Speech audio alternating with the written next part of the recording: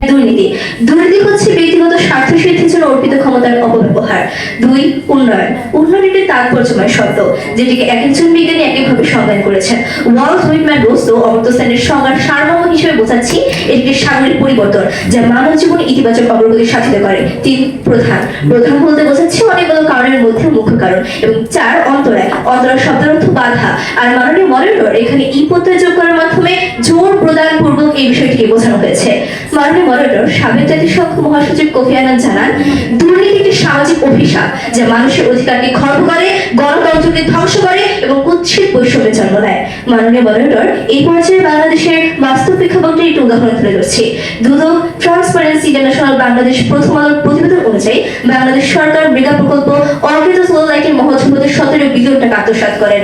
দুদকের সর্বশেষ প্রতিবেদনে দেখা গেছে এই সোলার লাইটের মধ্যে শতকরা 80% অর্কিড ছিল।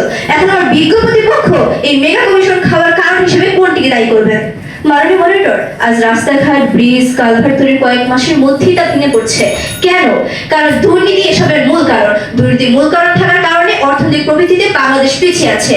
মাননীয় মডারেটর, আজ যারা দেশের বিলিয়ন বিলিয়ন টাকা বিদেশে পাচার করছে, দেশের উন্নতি সাধিত করতে দিচ্ছে না, তারা কি সব শুধুমাত্র উন্নতি মানসিকতা বা শিক্ষার অভাবে করছে?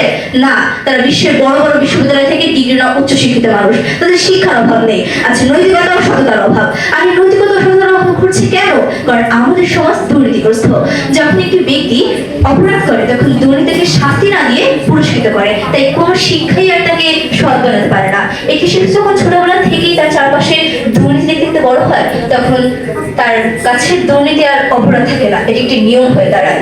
এই নিয়ম হয়ে দাঁড়ার কারণেই তার মানসিকতাকে আমরা দোষ দিতে পারছি না। এখানে প্রধান খলনায়ক দুর্নীতি। দুর্নীতি প্রধান খলনায়ক হিসেবে উপস্থাপন করার মাধ্যমে আমরা নির্দ্বিধায় বলতে পারছি দুর্নীতি বাংলাদেশের উন্নয়নের প্রধান অন্তরায়। এখন আমার বিজ্ঞ প্রতিপক্ষ তাদের দলীয় ভিত্তি মজবুত করতে আরো 1000 টাকা অনুদান করে যেতেই পারেন, কিন্তু আমরা বলতে পারি আপনাদের দেশের বিশেষ